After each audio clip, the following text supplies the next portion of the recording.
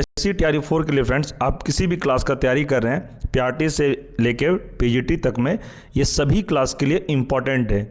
और फ्रेंड्स, इससे पहले मैंने 3 चैप्टर आप सभी को कंप्लीट करवा दिया है। अगर आपने नहीं देखा है तो प्लेलिस्ट बना हुआ है, सभी का चैप्टर वाइज में करवा रहा हूँ।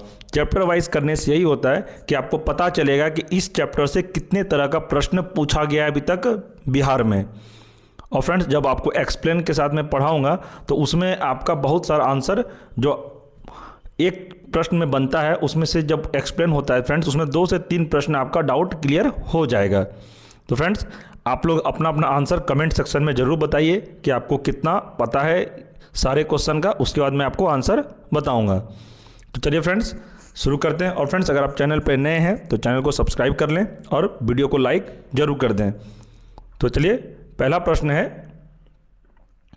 भारतीय संसद का निर्माण किन किन अंगों से होता है? तो बताइए इसका सही आंसर क्या होगा। यह प्रश्न बिहार एलडीसी मेंस 2022 में पूछा गया प्रश्न है। इसका आंसर हो जाएगा ऑप्शन डी, लोकसभा, राज्यसभा तथा राष्ट्रपति।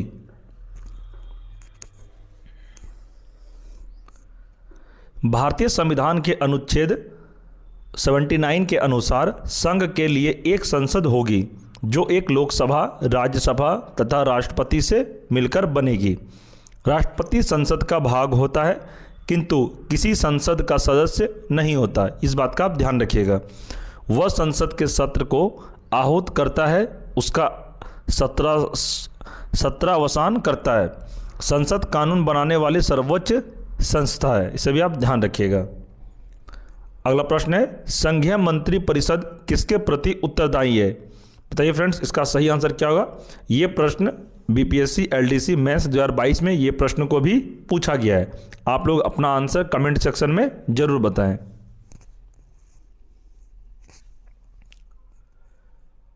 इसका सही आंसर हो जाएगा ऑप्शन ए, लोकसभा के प्रति। इसका एक्सप्लेन देखते हैं। भारतीय संविधान के अनुच्छेद 75 खंड 3 के अनुसार मंत्रिपरिषद सामूहिक रूप से लोकसभा के प्रति उत्तरदायी होगी, जबकि अनुच्छेद 75(2) के अनुसार संघ के मंत्री राष्ट्रपति के प्रसाद प्रयत्न पद धारण करेंगे। अनुच्छेद 75(1) के अनुसार प्रधानमंत्री की नियुक्ति राष्ट्रपति करेगा तथा अन्य मंत्रियों की नियुक्ति राष्ट्रपति प्रधानमंत्री की सलाह पर करेगा। प्रधानमंत्री मंत्रिपरिषद का वास्तविक नेता होता है। आपको एग्जाम में प्रश्न पूछा जाएगा कि मंत्रिपरिषद का वास्तविक नेता कौन होता है, तो आपको बताना यह प्रधानमंत्री होता है।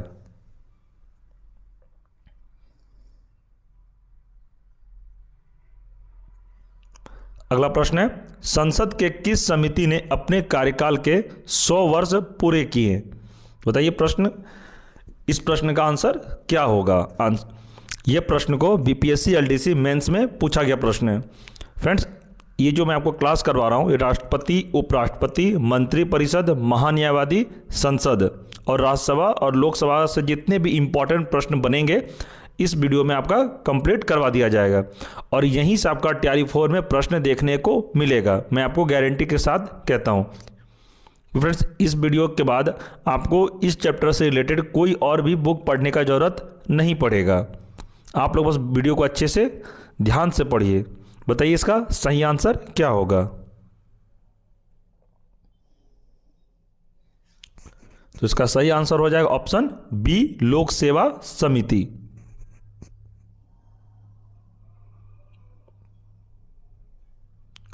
संसद की लोक लेखा समिति ने अपने कार्यकाल के 100 वर्ष पूरे किए।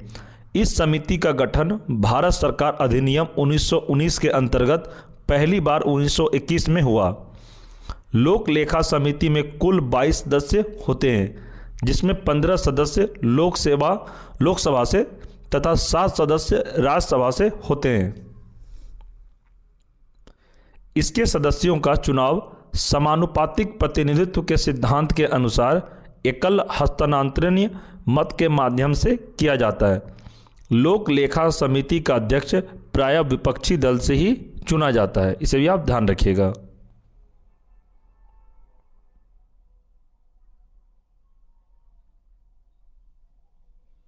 अगला प्रश्न है, प्रत्येक राज्य में लोकसभा की सीटों का निर्धारण परिसीमन आयोग द्वारा किया जाता है। इस परिसीमन को किस वर्ष तक रोक दिया गया है? बताइए इसका सही आंसर क्या होगा। यह प्रश्न को भी 67वां बीपीएससी प्री 2022 में पूछा गया प्रश्न है।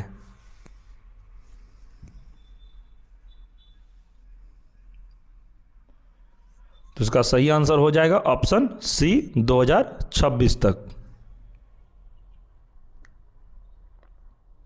इसका एक्सप्लेनेशन देखते हैं। संविधान के 84वें संशोधन 2001 के अनुसार वर्ष 2026 तक लोकसभा का परिसीमन वर्ष 1971 की जनगणना के आधार पर ही किया जाएगा। साथ ही राज्यों के विधान सभा क्षेत्रों का परिसीमन वर्ष 2001 की जनगणना के आधार पर किया जाता है। इसे भी आप ध्यान रखिएगा।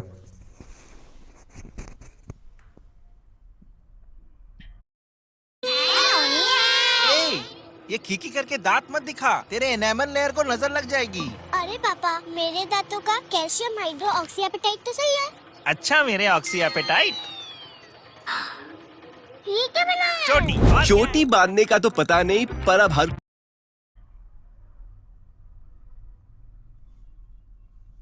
अगला प्रश्न है, भारत का राष्ट्रपति कितनी बार पुनः चुनाव के लिए पात्र होता है? यह प्रश्न को भी 67वां बीपीएससी प्री 2022 में पूछा गया प्रश्न है। आप लोग खुद देख सकते हैं फ्रेंड्स कि पीसीएस लेवल का जो एग्ज़ाम होता है यहाँ से कितने सारे प्रश्न बने हैं। आप लोग खुद देखिए। और आपको भी पता है कि आपका जो टीजीटी और पीजीटी का जो एग्ज़ाम होगा, जिसका भी ऑनर्स है पॉलिटी का, उनका भी प्रश्न ऐसा ही पूछा जाएगा, क्योंकि बीपीएससी पैटर्न अपना कभी नहीं चेंज करती। जैसा प्रश्न आपको पूछा जा रहा है इसी तरह का प्रश्न आपको आने वाले एग्जाम में भी देखने को मिलेगा। आप पीआरटी का तैयारी कर रहे हैं तो उस क्लास के लिए भी यह बहुत ही इंपॉर्टेंट है। तो ध्यान रखिए फ्रेंड्स, बताइए इसका सही आंसर क्या होगा। इसका सही आंसर हो जाएगा ऑप्शन डी, कितनी भी बार। मतलब इसका कोई भी टाइम फिक्स नहीं है कि राष्ट्रपति इतना बार ही चुना जाएगा, जितने बार उनको राष्ट्रपति बनाया जाएगा वो बन सकते हैं। इसका एक्सप्लेन देखते हैं। भारत के राष्ट्रपति का उत्तराधिकारी जब तक पद ग्रहण न कर ले तब तक राष्ट्रपति अपने 5 वर्ष के कार्यकाल के उपरांत भी पद पर बना रह सकता है।